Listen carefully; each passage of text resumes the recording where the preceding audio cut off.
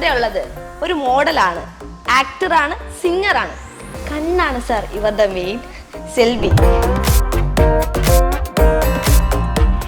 ചുരിദാറാണേലും സാരി ആണേലും അതിപ്പോൾ സാരി ആണേലും ഉടുക്കേണ്ട രീതിയിൽ ഉടുക്കാം.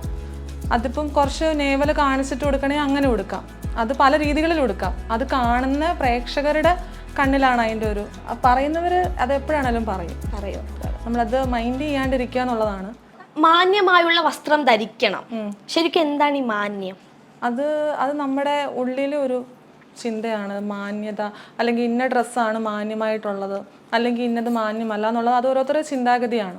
നീற்றയില്ലാതെ മാറ്റം ഇന്നത് കാற்றின் காதிலேதோ சொன்னது இதுதான் காதல் என்பதா இளமை பொங்கி விட்டதா இதயம் சிந்தி விட்டதா சொல் மனமே. എന്നൊരു പാട്ട് പഠിപ്പിച്ചു തരാൻ പറഞ്ഞാൽ പഠിപ്പിച്ചു തരുമോ? എന്തോന്ന് പാടുവോ? പാട്ട് പാടറിയാം.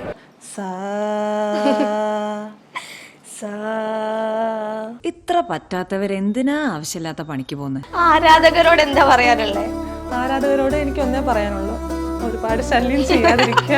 നമുക്കിത് ഇവിടെ വെച്ച് നിർത്തിയാലോ? അതായിരിക്കും നല്ലത്. നമസ്കാരം, ഫൺ വിത്ത് സ്റ്റാറിന്റെ മറ്റൊരു എപ്പിസോഡിലേക്ക് ഏവർക്കും സ്വാഗതം. ഞാൻ അമിന സലീം. ഇന്ന് നമ്മളുടെ കൂടെ ഉള്ളത് ഒരു മോഡലാണ്, ആക്ടറാണ്, സിംഗറാണ്. അതിലുപരി ദി എക്സസ് അഴക്. കണ്ണാണ് സാർ ഇവരുടെ മെയിൻ. സെൽവി, സ്വാഗതം. Hello. Hi. First of all you look so beautiful. Thank you. എന്താ ഈ സൗന്ദര്യത്തിന്റെ രഹസ്യം എന്താ? ഞാൻ നല്ലോണം കെയർ ചെയ്യും. അതൊക്കെ തന്നെ. അത്രേ ഉള്ളൂ? സ്കിൻ കെയർ റൊട്ടീൻ ഒന്നുമില്ല? ഉണ്ട്. നോർമലി എല്ലാവരും ചെയ്യുന്ന പോലെ തന്നെ. പിന്നെന്താ, നോർമലി. എന്നാലും വീട്ടിൽ ഉപയോഗിക്കുന്ന സാധനങ്ങളാണ്. നാച്ചുറൽ ആയിട്ടൊന്നുമില്ല, എല്ലാം കെമിക്കൽ ആണെന്ന്. അല്ല, കെമിക്കൽ അങ്ങനെയല്ല, നാച്ചുറൽ ആയിട്ട് ചെയ്യും. പിന്നെ നേരത്തെ മുതൽ എന്താ പാർലറിലൊക്കെ പോയി അങ്ങനെ ശീലിച്ചത് കൊണ്ട് എൻ്റെ സ്കിന്ന് അതാണ് കുറച്ചുകൂടി സ്യൂട്ട് ആവുന്നത്. നാച്ചുറൽ ആയിട്ട് എനിക്ക് വലിയ താല്പര്യമില്ല. പാരമ്പര്യമായി കിട്ടിയ സൗന്ദര്യമുള്ളതുകൊണ്ട്. അല്ല, അങ്ങനെ പറയില്ല. ഓക്കെ, ഈ മോഡൽ ആണെന്ന് പറഞ്ഞു, ആക്ടർ ആണെന്ന് പറഞ്ഞു. ഈ മോഡലിംഗിലേക്ക് എങ്ങനെയാ വന്നത്? മോഡലിങ്ങിലോട്ട് ഞാൻ വരുന്നത്, ഞാൻ ഡിഗ്രി പഠിച്ചത് ട്രിവാൻഡ്രത്തായിരുന്നു. അപ്പം കോളേജിൽ ചെന്ന സമയത്ത് മോഡലിംഗ് എന്നുള്ളൊരു സംഭവം തന്നെ എൻ്റെ മൈൻഡിൽ ഉണ്ടായില്ല. ഒരു സിംഗറായിട്ട്, ഒരു പ്ലേ ബാക്ക് സിംഗറായിട്ട് വരിക എന്നുള്ളതായിരുന്നു. അപ്പോൾ എനിക്ക് തോന്നുന്നു ഒരു സെക്കൻഡ് ഇയർ ഒക്കെ ആയപ്പോഴത്തേക്കും എൻ്റെ കോളേജിലെ പ്രിൻസിപ്പൾ, ട്രിവാൻഡ്രം തിരുനാൾ സംഗീത കോളേജിലെ പ്രിൻസിപ്പൾ ഹരികൃഷ്ണൻ സാറാണ് എന്നോട് ഫസ്റ്റ് ടൈം ഇങ്ങനെ പറയുന്നത്. അതായത് ഇയാൾക്ക് മോഡലിംഗ് ട്രൈ ചെയ്തുകൂടെ. അപ്പോൾ അത് എൻ്റെ മൈൻഡിൽ അങ്ങനെ കുറച്ച് നാളത്തേക്ക് അങ്ങനെ ഒരു ഇത് വന്നു. എന്ന് വെച്ച് കഴിഞ്ഞാൽ ഒന്ന് ട്രൈ ചെയ്ത് നല്ലതായിരിക്കും എന്ന് എനിക്ക് തോന്നി. അങ്ങനെയാണ് ഞാൻ മോഡലിങ്ങിലോട്ട് വരുന്നത്. ഇത് പണ്ട് മുതലേ തോന്നിയ ആഗ്രഹമൊന്നും അല്ലായിരുന്നു അല്ലേ? പണ്ട് മുതലൊന്നും പറയാൻ പറ്റില്ല. നേരത്തെ മുതൽ എനിക്ക് ഫാഷനോട് ഭയങ്കര ഇഷ്ടമായിരുന്നു. മോഡലിംഗ് അങ്ങനെ വരണം അങ്ങനെ ഒരു ഇതുണ്ടായിട്ടില്ല. അത് കോളേജിൽ വന്നതിന് ശേഷം. മ്യൂസിക് ആണ് പഠിച്ചതെന്ന്. അതെ. അപ്പൊ സിംഗർ ആണ്. അതെ. ഏതെങ്കിലും പാട്ട് പാടിയിട്ടുണ്ടോ? Play back singer? ഇല്ല, പാടിയിട്ടില്ല. ആഗ്രഹമുണ്ട്. ആഗ്രഹമുണ്ട്.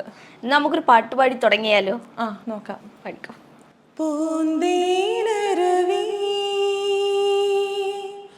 പൊന്മുടി പുഴയുടെ അനുജത്തി നമുക്കൊരേ പ്രായം നമുക്കൊരേ മോഹം നമുക്കൊരേ ദാഹം പൂന്തീനരുവി. Thank you. പാട്ട് പാടും എന്ന് പറഞ്ഞപ്പോൾ ഇത്രയും പ്രതീക്ഷിച്ചില്ല. എന്നാലും ആരുടെ മ്യൂസിക്കാണ് ആദ്യം പാടാൻ താല്പര്യം? ഫസ്റ്റ് ഒരു പ്ലേബാക്ക് സിംഗർ ആവുന്നെങ്കിൽ ആരുടെ ആയിരിക്കും പാടാൻ ആഗ്രഹം? അങ്ങനെ ചോദിച്ചു കഴിഞ്ഞാൽ അങ്ങനെയായിട്ടില്ല. ഇഷ്ടപ്പെട്ട ഒരു സിംഗറോ? ചിത്ര ചേച്ചി ഭയങ്കര ഇഷ്ടമാണ്. പിന്നെ ശ്രേയാ ഘോഷൽ, രണ്ടുപേരും ഫേവറേറ്റ്. ഓക്കെ. ഈ മോഡലിംഗിലേക്ക് വരുമ്പോൾ വീട്ടുകാരുടെ സപ്പോർട്ടൊക്കെ എങ്ങനെയാ? നല്ല സപ്പോർട്ടാണ്, കുഴപ്പമൊന്നുമില്ല. ഞാൻ ആർട്സിൻ്റെ ഫീൽഡിലായതുകൊണ്ട് തന്നെ ഇതെല്ലാം അതിൽ പെടുന്നതാണല്ലോ, അതുകൊണ്ട് കുഴപ്പമൊന്നും ഉണ്ടായിട്ടില്ല. എന്നാലും വീട്ടിൽ നിന്ന് ഏറ്റവും കൂടുതൽ സപ്പോർട്ട് തരുന്നത് ആരാ? സപ്പോർട്ട് എല്ലാവരും തരുന്നുണ്ട്. ചേച്ചിയാണേലും പപ്പ, മമ്മി, ഇവർ 3 പേര് സപ്പോർട്ടാണ്. നമ്മൾ ഈ സമൂഹത്തിൽ നമ്മളുടെ ഡ്രസ്സിങ് സ്റ്റൈല് ഒരുപാട് ഇൻഫ്ലുവൻസ് ചെയ്യുന്ന ഒരു കാര്യമാണ്. അപ്പോൾ മേ ബി ഒരു പെൺകുട്ടി പുറത്ത് ഏതെങ്കിലും ഒരു ശരീരഭാഗം കാണിച്ച് വസ്ത്രം ധരിക്കുമ്പോൾ പുറത്തുള്ളവർ വരെ അവൾ അഴിഞ്ഞാട്ടക്കാരി എന്ന് പറയുന്ന ഒരു സമൂഹം നമുക്ക് ചുറ്റുമുണ്ട്. അവരെ കുറിച്ച് എന്താ പറയാനുള്ളത്? അല്ല, പറയുന്നവര് അത് എപ്പോഴാണേലും പറയൂ. നമ്മളത് മൈൻഡ് ചെയ്യാണ്ടിരിക്കുക എന്നുള്ളതാണ്. നമുക്കിഷ്ടമുള്ള വസ്ത്രമാണേലും നമുക്കിഷ്ടമുള്ള കാര്യങ്ങളാണേലും ചെയ്യുക എന്നുള്ളതാണ്. നമ്മൾ മറ്റുള്ളവരെ നോക്കി നിന്നാൽ നമുക്കായിട്ട് ജീവിക്കാൻ പറ്റില്ല. അങ്ങനെയുള്ള കമന്റ്സ് എപ്പോഴെങ്കിലും കേട്ടിട്ടുണ്ടോ? ഇൻസ്റ്റയിൽ ഫോട്ടോസ് ഒക്കെ ഇടുമ്പം ഇടയ്ക്കൊക്കെ കേൾക്കാറുണ്ട്. അപ്പം ഞാനത് മൈൻഡ് ചെയ്യാറില്ല. കാരണം ഈ പ്രൊഫഷനിൽ അതെല്ലാം വരുന്നതാണ്. അപ്പം ഞാനതിനെ ആ ഒരു രീതിയിൽ മാത്രമേ കാണുന്നുള്ളൂ. അതുകൊണ്ടാണ് കമന്റ് ബോക്സ് ഓഫ് ചെയ്തിടുന്നത് ഇടയ്ക്കൊക്കെ. അല്ല, ഞാൻ നോക്കിയപ്പോ പോസ്റ്റിലൊക്കെ കമന്റ് ബോക്സ്. അത് ആരാധകരുടെ ശല്യം കാരണം.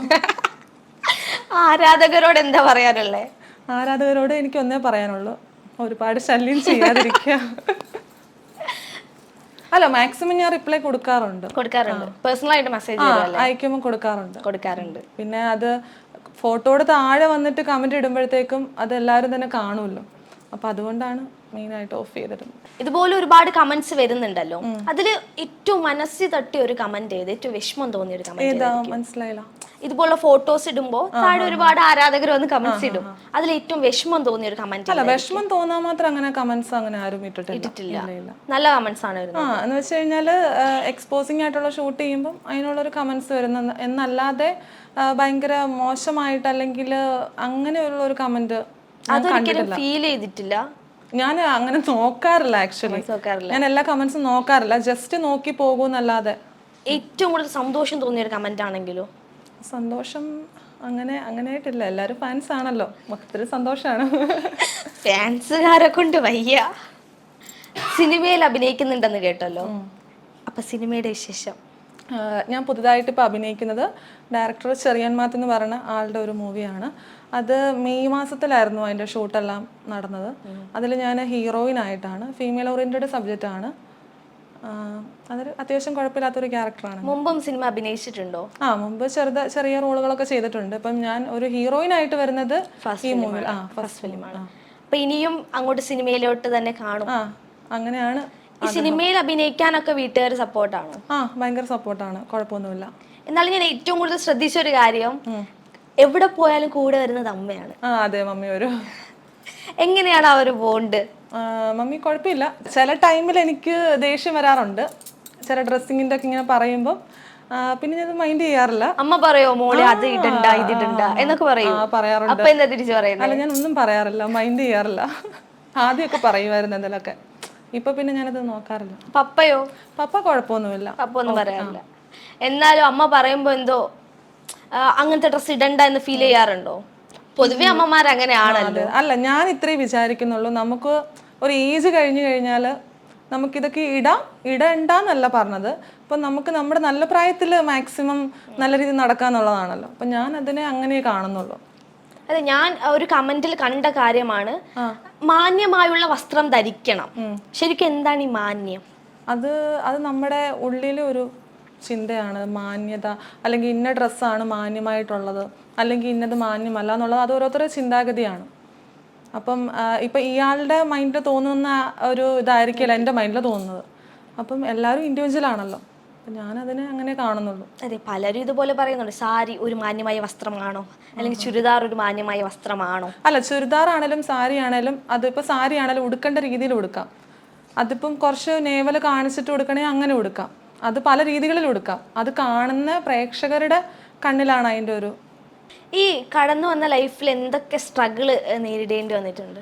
അങ്ങനെ ചോദിച്ചു കഴിഞ്ഞാൽ ഹൈറ്റ് ഫസ്റ്റ്. സ്കൂൾ ഞാൻ ആദ്യം ചോദിക്കണം എന്ന് വിചാരിച്ച കാര്യം, ആരുടെ ഹൈറ്റ് ഇത്രയും കിട്ടിയത്? പപ്പായുടെ ഹൈറ്റ് ആണ്. ഞാൻ പപ്പാനെ കഴിഞ്ഞ് കുറച്ചുകൂടെ ഹൈറ്റ് ഉണ്ട്. ഞാൻ 6 feet ഉണ്ട് ഹൈറ്റ്. അപ്പോൾ സ്കൂൾ ടൈമിലൊക്കെ കുറച്ചൊക്കെ പ്രശ്നം ഉണ്ടായിരുന്നു. പക്ഷേ ക്ലാസ്സിലൊക്കെ ഇരിക്കുമ്പോൾ ഏറ്റവും ബാക്കിലിരിക്കണം, ഫസ്റ്റ് ബെഞ്ചിലിരിക്കാൻ പറ്റില്ല, ലാസ്റ്റ് ബെഞ്ചിലിരിക്കണം. അപ്പോൾ ഇങ്ങനെ റൊട്ടേഷൻ എന്നും ഉണ്ടാവുമല്ലോ വീക്കിൽ. അപ്പം അങ്ങനെ വരുമ്പോഴത്തേക്കും ഏറ്റവും ഫസ്റ്റ് ബെഞ്ചിൽ വരുമ്പോഴത്തേക്കും ബാക്കിലിരിക്കുന്നവർക്ക് കാണാൻ പറ്റില്ല എഴുതുമ്പോൾ ഒക്കെ. അപ്പം അങ്ങനെ കുറച്ച് ഇത് പിന്നെ കളിയാക്കലൊക്കെ ഉണ്ടായിട്ടുണ്ട്. പക്ഷേ മോഡലിങ്ങിന് വന്നതിന് ശേഷം എനിക്ക് ഹൈറ്റ് എന്ന് പറയുന്നത് എൻ്റെ ഭയങ്കര കോൺഫിഡൻസ് ആണ്. ഞാൻ ഭയങ്കര കോൺഫിഡൻ്റ് ആണ് അതിൽ. ബോഡി ഷേമിങ് ഒരുപാട് നേരിടേണ്ടി വന്നിട്ട്? അങ്ങനെ വന്നിട്ടില്ല. ഇല്ല, ഈ ഹൈറ്റിന്റെ പ്രശ്നം അത് മാത്രമേ ഉണ്ടായിട്ടുള്ളൂ. പണ്ട് ഞാൻ സ്കെൽറ്റ് ആയിരുന്നു. ഇപ്പോഴാണ് ഞാൻ പിന്നെ കുറച്ചും കൂടെ ഒന്ന് വെയിറ്റ് ഗെയിൻ ചെയ്തത്. എന്നാൽ ഈ അമ്മയോട് എന്താ പറയാനുള്ളത്? ഇപ്പോ ഇത്രയും സപ്പോർട്ടായിട്ട് എല്ലാത്തിനും കൂടെ വരുന്ന അമ്മയോട് എന്താ പറയാനുള്ളത്? അല്ല, എൻ്റെ കൂടെ നിൽക്കുന്നുണ്ടല്ലോ, എന്തൊക്കെ പറഞ്ഞു പറഞ്ഞാലും കൂടെ നിൽക്കുന്നുണ്ടല്ലോ, അതിന് ഒരുപാട് സന്തോഷമുണ്ട്. ഇപ്പൊ അമ്മ അടുത്തേക്ക് വന്ന എന്ത് ചെയ്യും? അടുത്തേക്ക് വന്ന് കെട്ടിപ്പിടിച്ചൊരു ഉമ്മ കൊടുത്താലോ? സന്തോഷം. സന്തോഷം. എന്ന് അമ്മ കൊണ്ടുവരാം. ഇതാണ് നമ്മുടെ സെൽവിയുടെ അമ്മ, ഏറ്റവും കൂടുതൽ സ്നേഹമുള്ള അമ്മ. പൊക്കോ.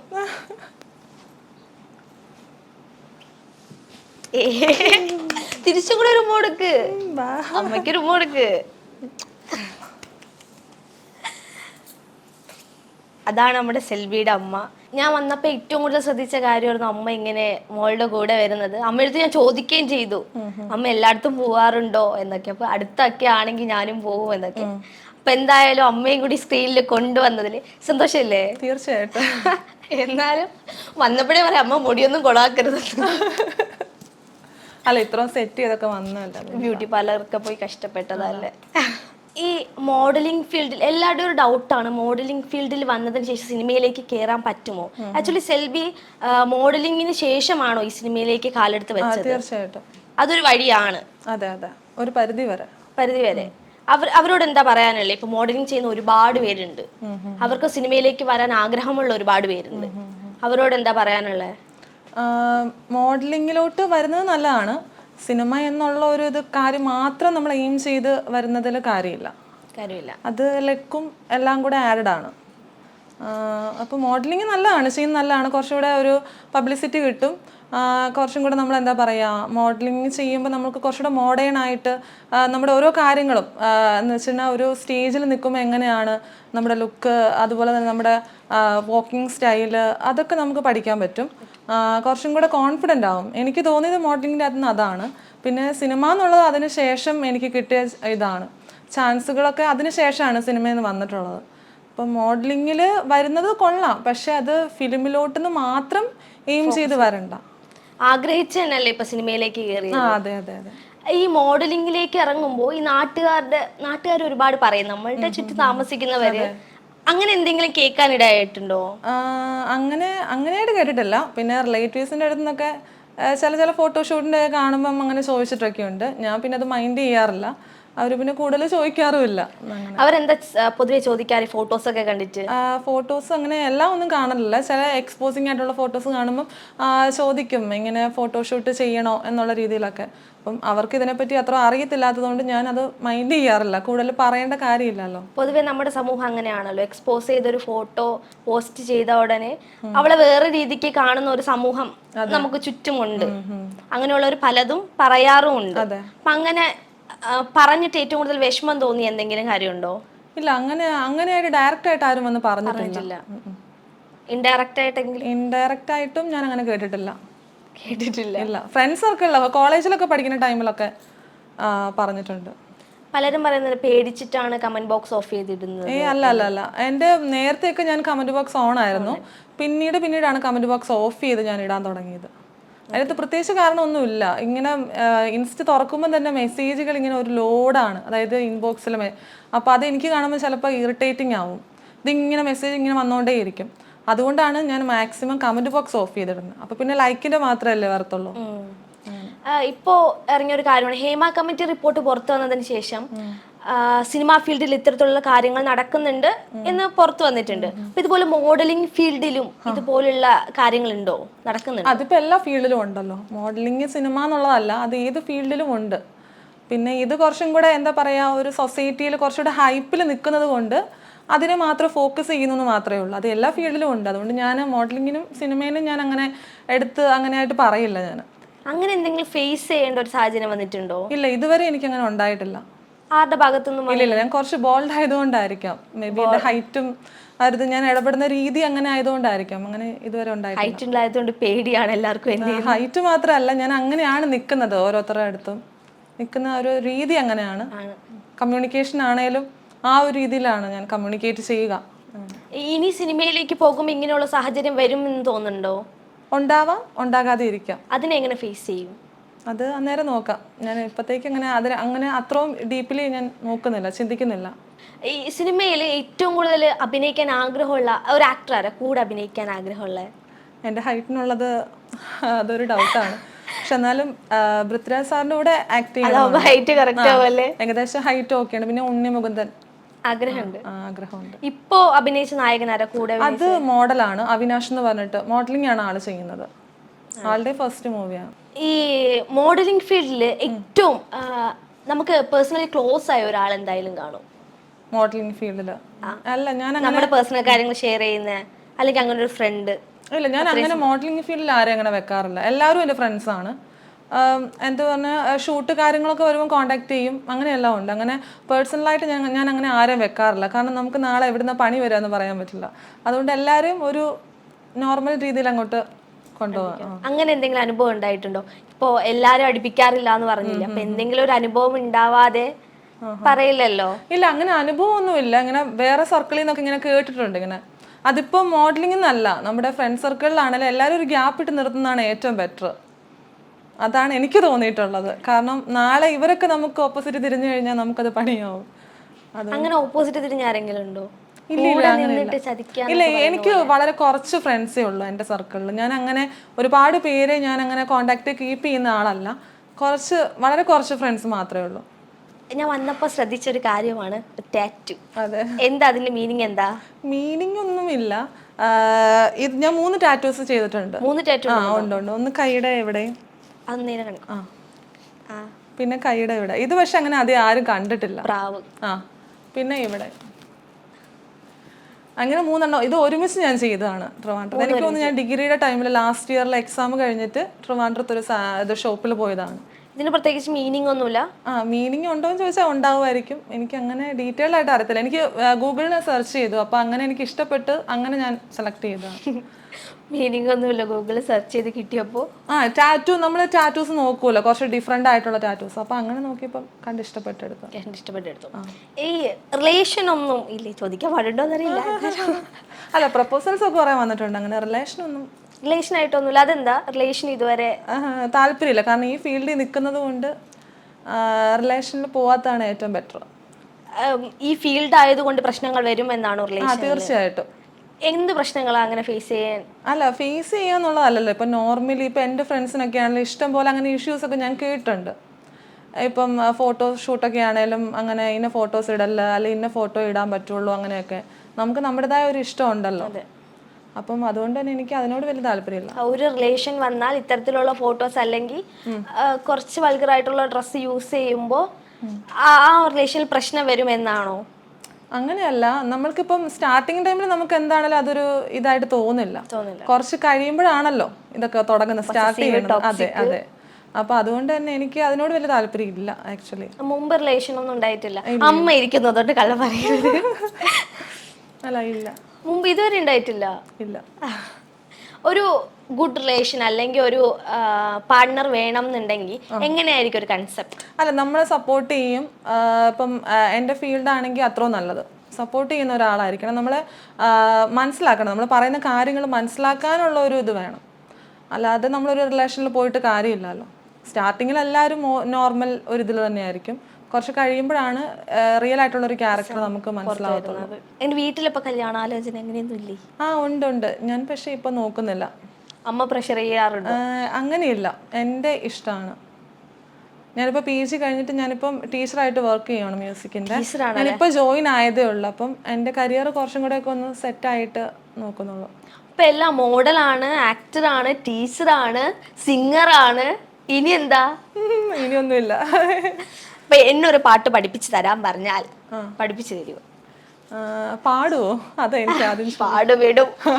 അതെനിക്കറിയാം, അതാ ഞാൻ ചോദിച്ചത്.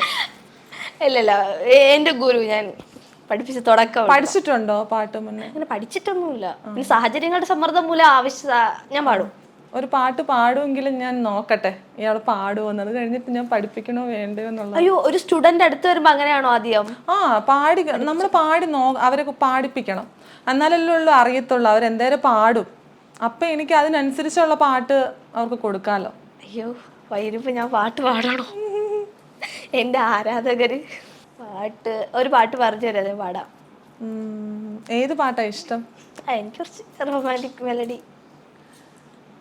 എത്രയോ ജന്മമായി നിന്നെ ഞാൻ തേടുന്നു. ഇതിന്റെ ലിറിക്സ് ഒന്നും എനിക്കറിയത്തില്ല. പാടിക്കോ, ഞാൻ പറഞ്ഞുതരാം. ഞാൻ വേറെ പാട്ട് പാടാം. ആ, ഇഷ്ടമുള്ളത് തെളിവിലെ പാടിക്കോ. ചിലയിൽ പാടാം. എൻ്റെ ലിറിക്സ് കറക്റ്റായിട്ട് അറിയില്ല, എന്നെ ആരും വഴക്കുറയത്. ചെറുതായിട്ട് പാടാം. ആരും കൊതിക്കുന്നൊരാൾ വന്നു ചേരുമിന്നാരോ സ്വകാര്യം പറഞ്ഞതാവാം. പിന്നെയും പിന്നെയും ആരോ കിനാവിൻ്റെ പടി കടന്നെത്തുന്ന പതനിസ്വനം. പാടിയത് കുഴപ്പമില്ല, ഇടയ്ക്ക് പിച്ചോട്ടായി നല്ലോണം. പിച്ചോട് അതെനിക്കറിയാം, അതൊന്നും എനിക്കറിയില്ല, പക്ഷെ പാട്ട് പാടും. ആ കുഴപ്പമില്ല. അപ്പം എന്നെ അങ്ങനെ ആദ്യമായിട്ട് പഠിപ്പിക്കും. പഠിപ്പിക്കും പാട്ട്. പാട്ടോ? ഏതാ പഠിപ്പിക്കണ്ടേ? അങ്ങനെ ചോദിച്ചാൽ എനിക്കറിയില്ല. ഞാനൊരു പദം പാടിത്തരാം. അതുപോലെ ഞാൻ പാടണോ? ആ. അളിവേണി എന്തോ ചെയ്യവോ പാട്. അയ്യോ, ഇത് കുറച്ച് കഷ്ടപ്പാടാ. സിമ്പിളായിട്ട് എന്തെങ്കിലും തരാൻ പറ്റുമോ? അളിവേണി പാടണോ? പാടിക്കോ. അയ്യോ, ഇത് കഷ്ടപ്പാടാന്നേ. സിമ്പിളായിട്ട് ഒരു സരിഗമ പയാക്കിട്ട് പാടാം. വരവീണ പാട്. ഞാനേ അന്ന് സപ്തസ്വരം നോക്കാം. സപ്തസ്വരം നോക്കാം. സരിഗമയല്ലേ? സരി ഗ മ സ സ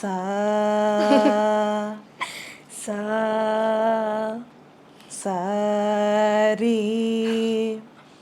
സരി. നമുക്കിത് ഇവിടെ വെച്ച് നിർത്തിയാലോ? അതായിരിക്കും നല്ലത്. വെറുതെ ശുദ്ധ സംഗീതം ചത്തുമില്ല, ഞാൻ കൊന്നു. ആക്ടറാണ് നല്ല പറഞ്ഞത്. ഞാൻ വേറൊരു ടാസ്ക് എന്നെ ഇത്രയും കഷ്ടപ്പെടുത്തിയത് എന്റെ ആരാധകർക്ക് ഒരത് വിഷമമായി. എന്നെ കൊല്ലുവോ? ഇല്ല, ഞാനൊരു സിറ്റുവേഷൻ തരും, അഭിനയിക്കാൻ കഴിവുണ്ടോ എന്ന് ഞാൻ ഇന്ന് നോക്കും. ഓക്കെ, ഞാനൊരു സിറ്റുവേഷൻ തരും, അത് അഭിനയിക്കണം. ഇത്രേ ഉള്ളൂ. സെൽബിക്ക് ഒരു റിലേഷൻ ഉണ്ടായിരുന്നു. ഓക്കെ, ആ റിലേഷനിൽ നിൽക്കുമ്പോ തന്നെ ആ റിലേഷനിൽ ആ പയ്യൻ വേറൊരു പെണ്ണിനെ സ്നേഹിക്കുന്നു. അതാണ് ഞാൻ. Side setup. അപ്പോൾ ഇത് അറിഞ്ഞിട്ട് എന്നെ കാണാനായിട്ട് സെൽബി വരികയാണ്. അപ്പോൾ ഉള്ള റിയാക്ഷന് സങ്കടം വേണം, ദേഷ്യം വേണം, അവനോടുള്ള ദേഷ്യം. പിന്നെ ക്യാരക്ടറിന്റെ പേര് വേണോ? ക്യാരക്ടറിന്റെ പേര് ഞാൻ അച്ചു. ഇയാളുടെ പേര് എന്തെങ്കിലും കിട്ടോ? അശ്വതിയോ? അശ്വതി. ഓക്കെ. അശ്വതി, ഞാനൊരു കാര്യം അറിഞ്ഞായിരുന്നു. എൻ്റെ ലവറുമായിട്ട് ഇയാൾക്ക് എന്തെങ്കിലും ഇടപാടുണ്ടോ? അതിപ്പോ നിങ്ങൾ അറിയേണ്ട ആവശ്യമില്ലല്ലോ, അത് ഞാനും അവനും തമ്മിലുള്ള കാര്യമല്ലേ. അല്ല, എനിക്കത് അറിയണമല്ലോ, കാരണം ഞങ്ങൾ തമ്മിൽ റിലേഷനാ. അതെനിക്കറിയാം, അത് അവൻ എന്നോട് പറഞ്ഞിട്ടുണ്ട്. എന്നിട്ടാണ് ഇയാൾ അയാളെ സ്നേഹിക്കുന്നത്? അവൻ എന്നെ ഇഷ്ടമാണ്, എനിക്ക് അവനെ ഇഷ്ടമാണ്. അതിൽ കൂടുതൽ എനിക്കൊന്നും അറിയേണ്ട ആവശ്യമില്ലല്ലോ. എനിക്ക് എന്തുമാത്രം വിഷമമുണ്ടെന്നറിയോ? ഞാൻ ഉറങ്ങിയിട്ടില്ല ഇയാൾ കാരണമോ. അവനിപ്പോൾ എന്നെ വിളിക്കാറ് പോലുമില്ല. അതെന്നെ ഇയാൾക്കൊന്ന് പൊക്കൂടെ അവൻ്റെ ലൈഫിൽ നിന്ന്? ഞാൻ എന്തിനാ അവൻ്റെ ലൈഫിൽ നിന്ന് പോകണം? അവനാണ് എന്നെ സ്നേഹിക്കുന്നത്. എനിക്ക് വേണ്ടിയെങ്കിലും. ഞാൻ എന്ത് തെറ്റാ നിന്നോട് ചെയ്തേ? നീ എൻ്റെ ബെസ്റ്റ് ഫ്രണ്ടായിരുന്നു എന്ന് പറഞ്ഞ് നീ എന്നോട് ഇങ്ങനെ കാണിക്കാൻ പാടില്ലായിരുന്നു.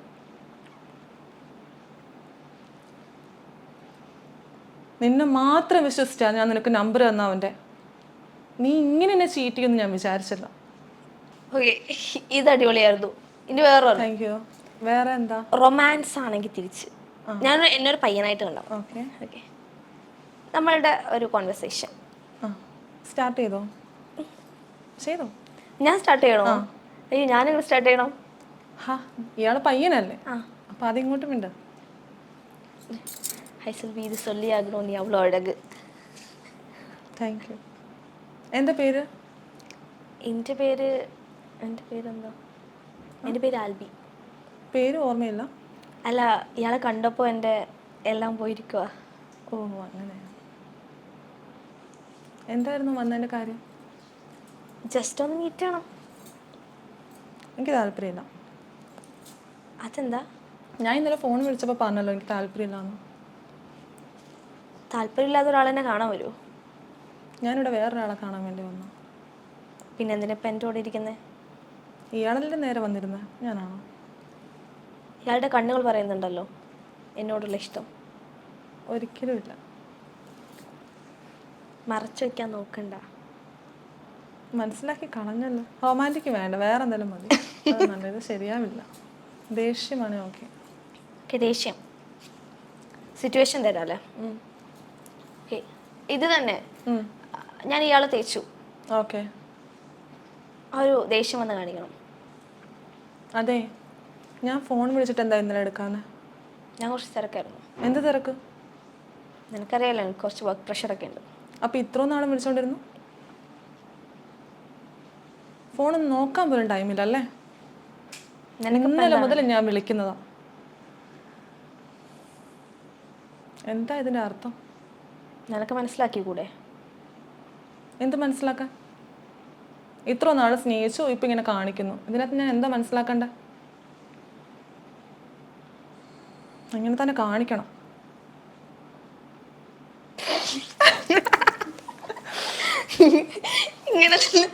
ഇങ്ങനെ തന്നെ കാണിക്കണമെന്ന് പറഞ്ഞിട്ട് ഇങ്ങനെ ഒരു എക്സ്പ്രഷൻ.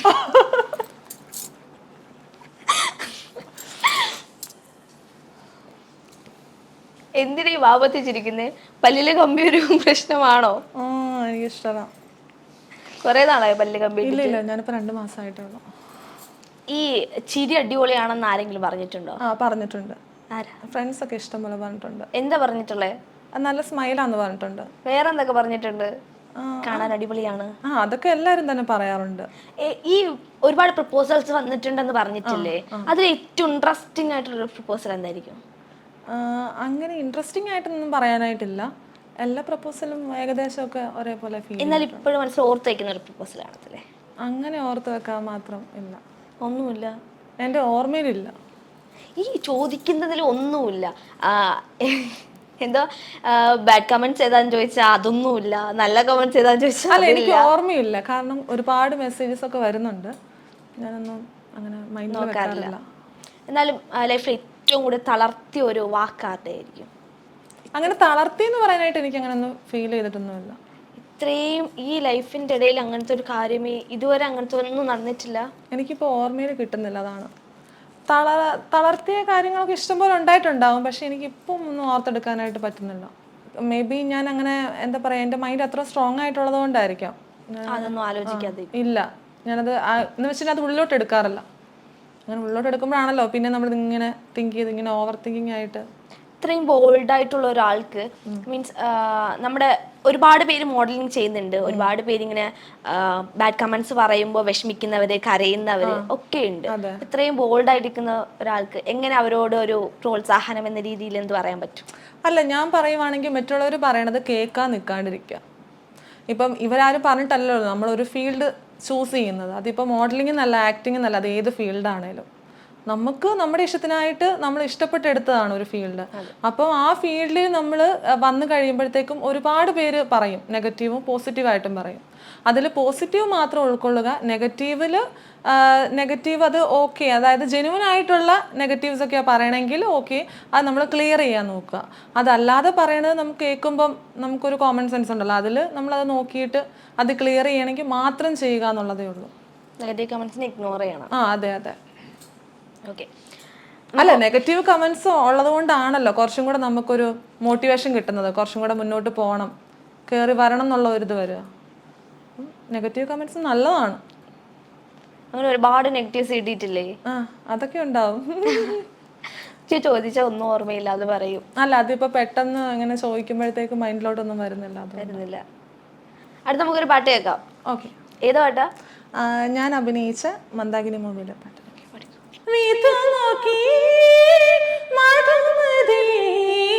ചിരി പകരും നീരത്ത് പകലിരവും ജിനിമൃതിയും ചിരിമിണയേ ദൂരത്ത്. ഒരു രക്ഷയില്ല, ശരിക്കും എനിക്ക് അസൂയ തോന്നുന്നത് കേട്ടിട്ട്. എന്തോ അറിയത്തില്ല. നന്നായിട്ട് പാടിയിട്ടാണോ? അതെ, ഇത് കേട്ട് ഇതെങ്ങനെയാ സാധിക്കുന്നത് ഇത്രയും? അല്ല, എനിക്ക് ഏറ്റവും ഇഷ്ടപ്പെട്ട പാട്ടാണ്. അപ്പൊ നമുക്ക് ഒരുപാട് ഇഷ്ടമുള്ള പാട്ടാണ്, നമുക്ക് കുറെ ഫീൽ കൊടുത്തു പാടാൻ പറ്റുമോ? ഏതെങ്കിലും റിയാലിറ്റി ഷോയിലൊക്കെ നോക്കൂടായിരുന്നു?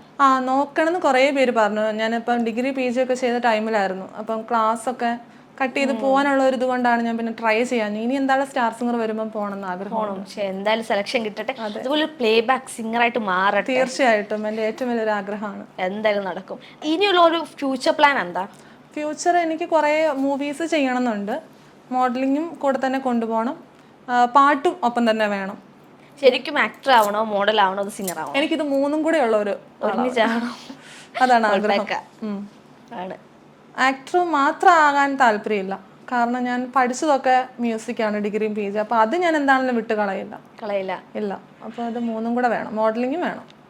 ഈ അമ്മയ്ക്കൊക്കെ ഏറ്റവും ഇഷ്ടം എന്താവാനാണ്? ആക്ടർ ആവാനാണ്? അത് സിംഗർ ആവാനാണ്. അവർക്ക് ഏറ്റവും ഇഷ്ടം പാട്ടാണ്. അപ്പൊ വീട്ടിൽ ഇങ്ങനെ പാടിപ്പിക്കുകയൊക്കെ ചെയ്യുമോ?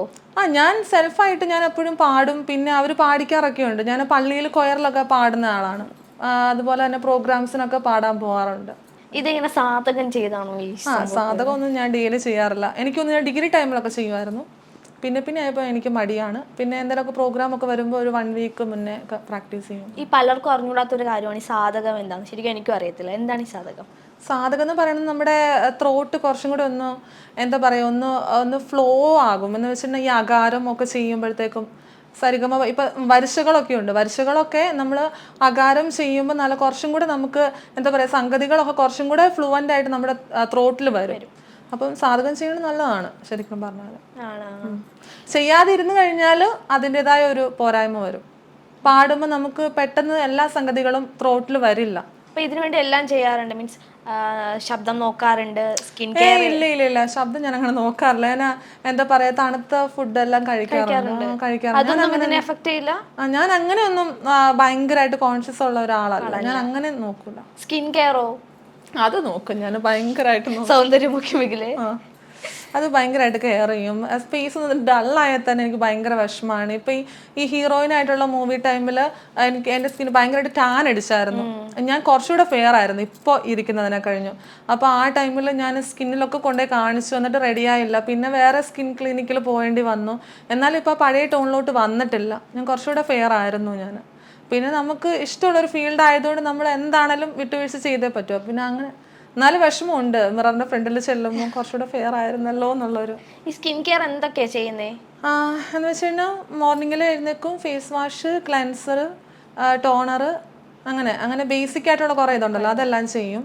പിന്നെ ഇടയ്ക്ക് ഫേഷ്യലൊക്കെ എന്തെങ്കിലും ഫംഗ്ഷനൊക്കെ വരുമ്പോൾ ഫേഷ്യൽ ചെയ്യും. ക്ലീനപ്പ് ഒക്കെ അല്ലാതെ എന്തെങ്കിലും ചെറിയ ഇതിൽ മാത്രം ചെയ്യും.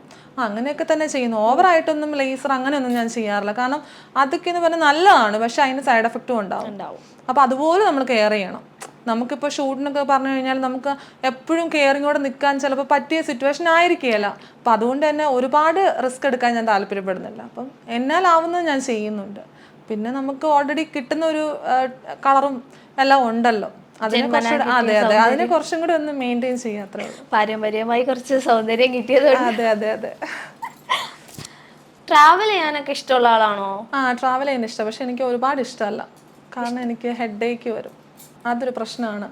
ഒരുപാട് ലോങ് ട്രാവലിംഗ് ഒക്കെ ചെയ്യാൻ നേരത്ത്. ഏറ്റവും ഇഷ്ടം പോവാനായിട്ട് ആഗ്രഹിക്കുന്ന പ്ലേസ് ഏതാ? അങ്ങനെ ചോദിച്ചു കഴിഞ്ഞാൽ എല്ലാ പ്ലേസും ഇഷ്ടമാണ്. എനിക്ക് ലണ്ടൻ പോകണമെന്ന് ഭയങ്കര ആഗ്രഹമുണ്ട്. ലണ്ടൻ, പിന്നെ കാനഡ, അങ്ങനെ കുറച്ച് രാജ്യങ്ങളൊക്കെ. ഇപ്പോൾ ഈ പറഞ്ഞ ആഗ്രഹം പോലെ ഒരു ആക്ടർ ആവട്ടെ, മോഡലിങ്ങിൽ തുടർന്നു പോട്ടെ, അതുപോലെ ഒരു പ്ലേബാക്ക് സിംഗർ ആവട്ടെ, ഇഷ്ടപ്പെട്ട പാട്ടുകളൊക്കെ പാടാൻ പറ്റട്ടെ എന്ന് ആത്മാർത്ഥമായി പ്രാർത്ഥിച്ചുകൊണ്ട് താങ്ക് യു സോ മച്ച് ഇത്രയും നേരം ഞങ്ങളുടെ കൂടെ നിന്നതിന്. എന്നിട്ട് ലാസ്റ്റ് ഒരു പാട്ട് പാടി നമുക്ക് അതിൻ്റെ ചെയ്യാം. மாற்றம் என்னது, காற்றையின் காதலேதோ சொன்னது, இதுதான் காதல் என்பதா, இளமை பொங்கி விட்டதா, இதயம் சிந்தி விட்டதா, சொல் மனமே.